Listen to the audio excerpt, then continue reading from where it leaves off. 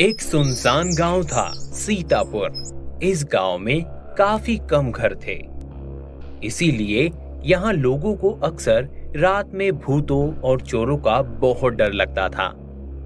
इस गांव में सभी को जल्दी सोने की आदत थी। रात के 8 बजे तक सभी गांव वाले घरों के दरवाजे और खिड़कियां बंद करके सो जाते थे। इसी गांव में कुछ लोगों ने देखा था, रात के 12 बजे कुछ जादुई बच्चे कहीं से आते और पार्क में खेलने लगते। इन बच्चों को सारे गांव में कोई नहीं पहचानता था और ना ही लोगों को ये पता था कि ये बच्चे कहां से आते थे। ये बच्चे रोज रात को खेलते और जोर जोर से गाने बजाते। सभी गांव वाले डर के मारे कभी अपने घर के दरवाजे नहीं खोलते और ना ही बाहर निकलते। सवेरा होने तक ये बच्चे गायब हो जाते। ये सीतापुर में रोज का किस्सा था। इसी गांव में रामू नामक एक किसान अपनी पत्नी सुशीला और बेटे चिंटू के साथ रहता था। चिंटू बहुत ही शरारती बच्चा था। वो अक्सर शरारत करता था और गांव में सभी को परेशान करता था। उसने गांव में अपने मित्र बना रखे थे, दीनू और बबलू। तीनों दोस्त मिलके शाम होते ही खेलने निकल जाते। दीनू और बबलू, चलो आज कौन सा खेल खेलना है? चिंटू, क्यों ना हम आज फुटबॉल खेले, देखते हैं कौन जीतता है। हाँ बबलू, मजा आएगा, चलो। यूं कह के तीनों मिलके फुटबॉल खेलने लगते हैं।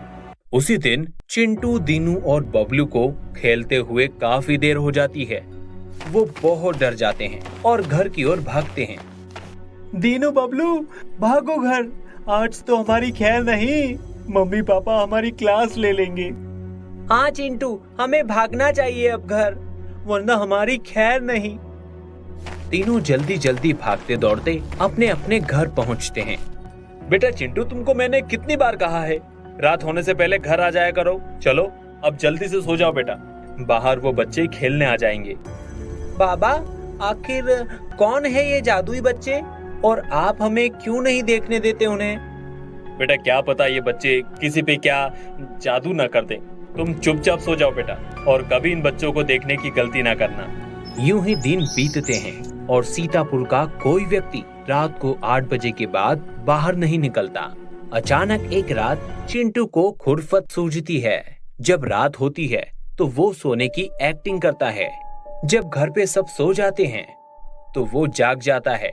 वो बबलू और दीनू दोनों को कॉल करता है और कहता है, बबलू, दीनू, आज हम इन जादुई बच्चों को देखते हैं और पता लगाएंगे कि ये बच्चे आखिर है कौन।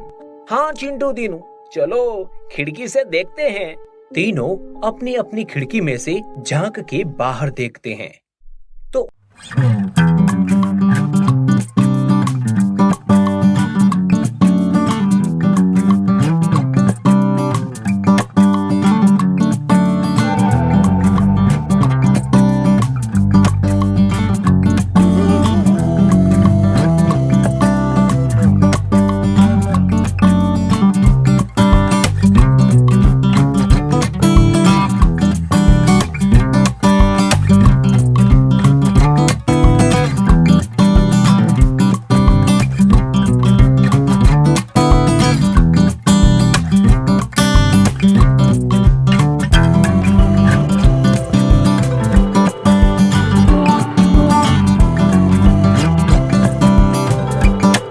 ये कह के तीनों बहुत हंसते हैं। उसी रात जैसे ही सारे गांव वाले सो जाते हैं, तीनों बच्चे अपने अपने घरों से चुपचाप बाहर निकल जाते हैं और उन जादुई बच्चों के पास जाते हैं। हमें भी आपके साथ खिलाओ, प्लीज, हमें खेलना है आपके साथ। ओह, तो तुम्हें हमारे साथ खेलना है? ठीक है, ये लो बाजा, इसे बजाओ। सभी बच्चों को खेलने में बहुत मजा आता है।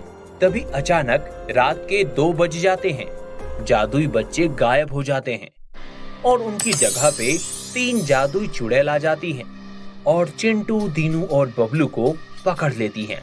चिंटू, दीनू और बबलू तीनों चुड़ैल को देख के बहुत डर। हा हा हा हा हा, बहुत होशियार समझते हो अपने आप को। तुम्हारे मम्मी पापा ने तुम्हें कहा था कि बाहर मत निकलना, पर तुमने उनकी एक नहीं मानी। हाँ, माँ बाप की बात न मानने का नतीजा अब तुम तीनों भुगतोगे। दीदी, इन तीनों बच्चों को मैं खाऊंगी, नहीं छोड़ूंगी इन प्यारे प्यारे तीनों शैतानों को। नहीं, कोई बचाओ हमें, हमसे बहुत बड़ी गलती हो गई, हमें रात को बाहर नहीं निकलना चाहिए था। हाँ, हमसे बहुत बड़ी गलती हुई, हमें माफ कर दीजिए प्लीज, माफ कर दो प्लीज, हमें जाने दीजिए। वहाँ चिंटू के पापा आ जाते हैं और अपने पास से एक बोतल निकालते हैं जिसमें गंगा जल होता है। ए चुड़ैल, हमारे बच्चों को छोड़ दे और यहाँ से वापस चली जा। ये कहकर चिंटू के पापा गंगा जल उन तीनों चुड़ैल पे छिड़कते हैं। जैसे ही गंगा जल तीनों चुड़ैल पर गिरता है, तीनों वहाँ से भस्म होके गायब हो जाती हैं। बच्चों, तुम्हें मना करने के बावजूद तुम तीनों रात को घर से बाहर निकले। आज के बाद कभी